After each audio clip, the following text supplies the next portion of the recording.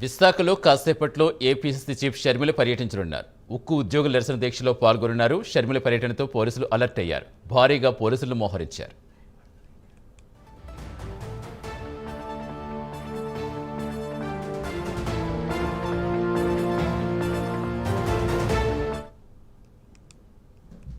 విశాఖలో కాసేపట్లో షర్మిల పర్యటించనున్నారు. ఉక్కు ఉద్యోగుల నిరసన దీక్షలో పాల్గొనున్నారు. షర్మిల పర్యటనతో పోలీసులు అలర్ట్ అయ్యారు. పూర్తి సమాచారం ఇచ్చేందుకు మా కరెస్పాండెంట్ చంద్రశేఖర్ లైవ్లో జానుతున్నారు.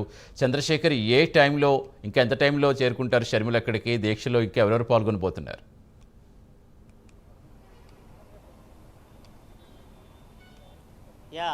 రైట్ సతీష్, ఏదైతే విశాఖ ఉక్కు ఆంధ్రుల హక్కు అనే నినాదంతో ఏర్పాటైనటువంటి విశాఖ ఉక్కుకు సంబంధించినటువంటి ప్రైవేటైజేషన్ ఏదైతే ఉందో, ప్రైవేటైజేషన్కి వ్యతిరేకంగా విశాఖ ఉక్కు పరిరక్షణ పోరాట కమిటీ ఆధ్వర్యంలో రిలే నిరసన కార్యక్రమాలు అయితే నిర్వహిస్తున్నటువంటి పరిస్థితి కొనసాగుతుంది. దాదాపు 1545వ రోజుకు చేరుకుంది ఈ రోజు ఏందో చెప్పుకోవచ్చు. ఈ నేపథ్యంలో దీనికి సంబంధించినటువంటి మద్దతు తెలిపేందుకైతే విశాఖ ఉక్కుకు సంబంధించి ఆ మద్దతు తెలిపేందుకు కూడా ఏపీ పీసీసీ అధ్యక్షురాలు వైఎస్ షర్మిలారెడ్డి అయితే మరికొద్ది సేపట్లోనే దీక్షా శిబిరం వద్దకైతే చేరుకుంటున్నారు. ప్రస్తుతం మనం చూసుకుంటే కోర్మనపాలెం వద్ద ఉన్నటువంటి దీక్షా శిబిరం ఏదైతే ఉందో, దీక్షా శిబిరం వద్ద కూడా పెద్ద ఎత్తున దీనికి సంబంధించినటువంటి ఐఎన్టీసీ నాయకులు కానీ లేదా ఇక్కడ దీనికి సంబంధించినటువంటి యూనియన్కి సంబంధించినటువంటి నేతలంతా కూడా ఈ ప్రాంతానికి అయితే చేరుకోవడం జరిగింది. దాదాపు 1545వ రోజుకైతే విశాఖ ఉక్కుకు సంబంధించినటువంటి ఏదైతే ప్రైవేటైజేషన్ ఉందో దానికి సంబంధించినటువంటి వ్యతిరేక ఉద్యమం అయితే కొనసాగుతుందని చెప్పుకోవచ్చు. ఈ నేపథ్యంలో ఏదైతే ఆ కేంద్ర ప్రభుత్వం విశాఖ ఉక్కు ప్రైవేటీకరణ చేస్తానంటూ కూడా గతంలో చెప్పినటువంటి పరిస్థితులు ఏదైతే ఉందో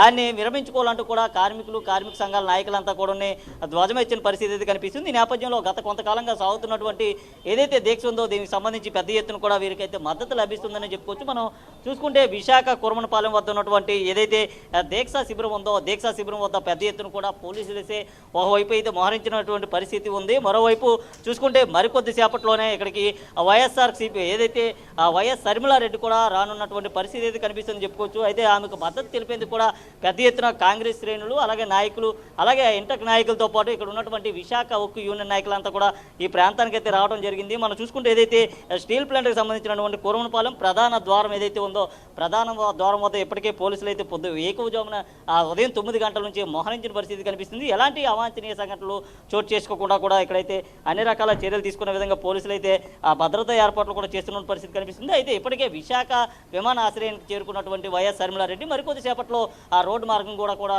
ఇటు గాజువాక మీదుగా అలాగే కురమనపాలెం దీక్ష శిబిరం వద్దకు రానున్నారు. ఈరోజు ఉదయం 11 గంటల ప్రాంతం నుంచి కొనసాగేటటువంటి ఏదైతే రిలే నిరాహార దీక్ష ఉందో, రిలే నిరాహార దీక్షలో వైఎస్ షర్మిలారెడ్డి కూడా పాల్గొనేటటువంటి అవకాశం ఉంది. అయితే 11 గంటల నుంచి కూడా మధ్యాహ్నం 3 గంటల వరకు కూడా ఆమె అయితే దీక్షా శిబిరంలో కార్మికులందరికీ కూడా మద్దతు తెలిపేటటువంటి పరిస్థితి ఉంది. దీనికి సంబంధించి ఇప్పటికే అన్ని రకాల ఏర్పాట్లు అయితే కాంగ్రెస్ నాయకులంతా కూడా చేయడం అయితే జరిగింది. అలాగే ఏదైతే షర్మిలారెడ్డి రానున్న నేపథ్యంలో ఎలాంటి అవాంఛనీయ సంఘటనలు కూడా చోటు చేసుకోకుండా అన్ని రకాల చర్యలు తీసుకునేందుకైతే పోలీసులు గట్టి బందోబస్తు కూడా ఏర్పాటు చేయడం జరిగింది. ఏదైతే షర్మిలారెడ్డి ఏదైతే గతంలో చెప్పినటువంటి విషయం ఏదైతే ఉందో, విశాఖ ఉక్కు ప్రైవేటీకరణ జరగకుండా దాన్ని పూర్తిగా కూడా దీనికి సంబంధించిన ఉద్యమాన్ని కూడా చేపడతానంటూ కూడా కార్మికులు ఇచ్చినటువంటి మాట ఏదైతే ఉందో ఆ మాటకు అనుగుణం కూడా గతంలో పలుమార్లు అయితే విశాఖకి అయితే ఆమె అయితే రావడం జరిగింది. అలాగే ప్రస్తుతం కూడా విశాఖకి అయితే ఆమె కూడా వస్తున్నట్టు పరిస్థితి కనిపిస్తుంది. ఈ నేపథ్యంలో మనతో పాటు కొంతమంది ఇంటక్ నాయకులు ఉన్నారు. వారిని అడిగి తెలుసుకునే ప్రయత్నం అయితే చేద్దాం. సార్ నమస్తే సార్, చెప్పండి, ఏదైతే ఈరోజు షర్మిలారెడ్డి గారు రిలే నిరాహార దీక్షలు పాల్గొంటున్నారు, ఏ విధంగా ఉండబోతుందంటారు? ఈరోజు షర్మిలారెడ్డి గారు గతంలో కూడా అనేక సార్లు వచ్చి ఈ యొక్క ప్లాంట్ని కాపాడుతాను హామీ ఇవ్వడం జరిగింది. రీసెంట్లీ కూడా కాంట్రాక్ట్ లేబర్ని తీయడం అన్నది, అలాగే ప్లాంట్లో ఎంప్లాయీస్కి కూడా జీతాలు ఇవ్వకపోవడం, ఎందుకంటే అనేక సమస్యలు. ఎందుకంటే ఎన్డీఏ గవర్నమెంట్ ఏంటంటే ప్యాకేజ్ ఇచ్చాం, ప్యాకేజీ వల్ల స్టీల్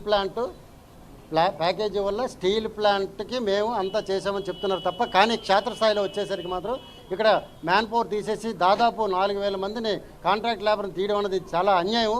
ఎక్కడా ఉండదు, ఎందుకంటే విత్ ఇన్ సెకండ్స్లో కాంట్రాక్ట్ లేబర్ని కంప్యూటర్లో డిలీట్ చేశారు, కానీ ఇది ఎక్కడా ఉండదు. అందువల్ల ఏంటంటే దానికి సంఘీభావం పెట్టండి. ఏదైతే కాంట్రాక్టర్కి సంబంధించిన వర్కర్స్ని ఎవరైతే తొలగించారో అప్పటి నుంచి కూడా నిరసనలు అయితే కొనసాగుతున్న పరిస్థితి ఉందని చెప్పొచ్చు. ఈ నేపథ్యంలో ఈరోజు షర్మిలారెడ్డి అయితే మరికొద్ది సేపట్లోనే ఈ ప్రాంతానికి రానున్నారు. ఈ ప్రాంతానికి వచ్చాక ఆ కార్మిక నాయకులందరితో కలిసి అయితే ఆమె రిలే నిరాహార దీక్షలో పాల్గొనేటువంటి అవకాశం ఉంది. Satish, right, thank you Chandrasekhar.